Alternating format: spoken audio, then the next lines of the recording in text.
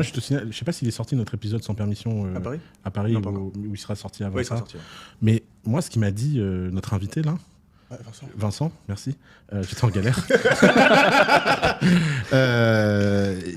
Ça m'a fait réfléchir parce qu'en fait, grosso modo, il était très précis et intelligent. Et il a pris une image pour expliquer la situation de la France économiquement. Et il nous dit, en fait, les gars, il y a un moment, il faut quand même se réveiller. L'écart de PIB entre les États-Unis et la France, c'est le même écart qu'entre les États-Unis et le Chili. Pour le PIB par habitant. Non, la France et Chili. La France et Chili, oui. Ouais. Et oui, pardon, oui. Ouais. Et j'étais là, attends, mais quoi? Attends, refais-la moi, celle-là. Et en fait, c'est vrai que donc après l'épisode, j'ai été sur WorldStat là. Et donc j'ai fait les courbes du PIB par habitant des États-Unis, de la France, etc. Et en fait, il y a eu un décrochage comme ça, en fait. Donc l'Europe et les Mais US. il faut aussi voir au sein des pays, en fait. Ouais. C'est fou. Je sais pas, en vous fait. avez vu le film Elysium ou pas? Oui, oui. Grosso modo, on va là, quoi. Non, mais c'est pas top, quoi. Quand on arrive sur le truc Elysium, en gros, tous les riches ils sont sur une station orbitale. Alors, évidemment, c'est une image un peu de restaurant à Ça Dubaï. s'appelle Dubaï. Ouais. Ouais. Mais ce qui est intéressant dans Elysium, c'est une fois qu'on atteint ce stade-là, il n'y a plus de mobilité sociale. Aujourd'hui, tu peux démarrer dans la dèche, tu as quand même beaucoup de possibilités encore. Mais de moins en moins, quoi. C'est con, mais avant l'IA, tu peux être graphiste et gagner tes premiers 1000 euros par mois sur Internet. C'est fini. Ouais, t'es un petit copywriter machin. Après, t'as toute la réglementation publique à la con, genre Vatmos, RGPD, compagnie, qui défoncent, enfin, qui ponctionnent la rentabilité des mecs qui montent des business. Et donc, en fait, la capacité finalement à s'extraire dans son milieu, elle est de plus en plus maigre. Et donc, voilà. Je suis vraiment pas sûr de ça. Quand tu regardes les stats, il y a de plus en plus de personnes qui passent du 90 au top 10%. À l'échelle mondiale, Donc on est dans une trend où ça devient de plus en plus facile de changer de classe, c'est pas l'inverse. Non, la mobilité sociale, elle est éclatée aujourd'hui. Elle est meilleure qu'avant. Alors, non. Non, elle est éclatée. Alors, justement, Ça dépend des pays. j'ai regardé les stats parce que je suis dans un trou noir en ce moment là-dessus. Ok. Et en fait, alors, c'est évidemment compliqué comme sujet parce que la mobilité sociale s'est écroulée en Europe, mais d'une façon invraisemblable sur les 50 dernières années. Il y a eu une courbe comme ça.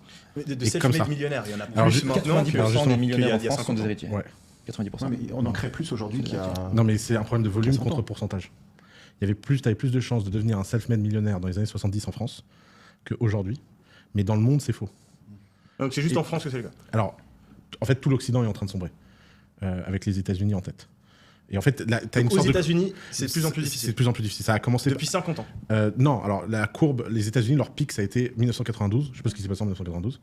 Et depuis Clinton et 1992, compagnie. comment Clinton et compagnie, Ouais, François Billet. Depuis 92, ça baisse. Et j'ai un problème dans les stats. Il y a un truc qu'on voit pas parce que des personnes qui sont millionnaires avant 30 ans self-made, j'ai pas besoin de voir de stats pour être sûr et certain qu'il y en a plus maintenant qu'il y a 50 ans. Oui, mais c'est ça sûr. change pas le fait que pour le gros de la cohorte, Ouais. en fait, il y a. Parce qu'en fait, ça c'est un passe problème pas bien, d'extrême c'est que les gens qui sortent de leurs conditions sortent d'une façon bien plus impressionnante qu'avant. Parce que grosso Ok. modo, moi, avant, je serais devenu prof.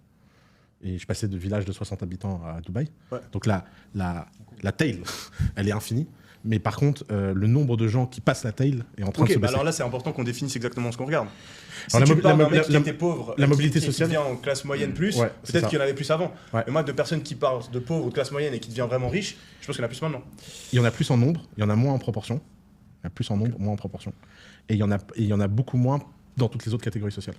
Et vraiment, la mesure de la mobilité sociale, ça se mesure d'une façon toute bête, qui est de regarder le point de départ du revenu moyen et le point d'arrivée. C'est facile. Ou la CSP des parents et la CSP Ouais. du gars, une fois qu'il a 30-40 ans. Ouais. Et vraiment, les courbes, elles sont... Quand il dit que 90% des millionnaires en France sont des héritiers, c'est flippant en fait. Hein. Mais aux US, c'est pas du tout ça. Non, mais Aux c'est US, en train de genre devenir... 20%, c'est un héritier, je crois. Ouais. Pour les milliardaires, 50% par contre. Faut un truc comme ça. Ah ouais, ok. C'est de mémoire, hein, ça fait longtemps que je parlais des stats. Après, je pense que peut-être des choses à faire, il y a peut-être des systèmes plus inclusifs à créer. Moi, ça me choque. Et je sais pas, est-ce que cette folie législative, réglementaire, va continuer comme un léviathan jusqu'à nous autodétruire, ou est-ce qu'à un moment on va quand même se réveiller et dire ça suffit? Moi, j'ai une théorie marrante là-dessus. C'est j'ai ma compagne qui vient d'Europe de l'Est, quoi, et dont les parents ont grandi sous le communisme. Et ce qui était marrant, parce que du coup, je me dis, mais tes parents, ils croyaient ces conneries? Ah non, pas du tout. Ils étaient convaincus que dans 12 mois, le truc, il serait tombé. Ouais, Et ça a duré. En fait, un truc qui marche pas peut continuer à pas marcher pendant très longtemps, en fait. Et comme, je dirais, en Occident, on a quand même un stock de richesse qui est pas dégueulasse, plus éventuellement une capacité à aller ponctionner de la richesse ailleurs, qui se réduit, mais qui reste quand même non négligeable, on peut, je dirais, maintenir en place un truc très dysfonctionnel qui va être de plus en plus con, de plus en plus lourd, pour encore des décennies, quoi, potentiellement. Ou alors ça part en guerre civile demain et tout pète. Et bon, il y a un qui table là-dessus, je sais pas, j'ai pas trop d'avis sur cette question-là.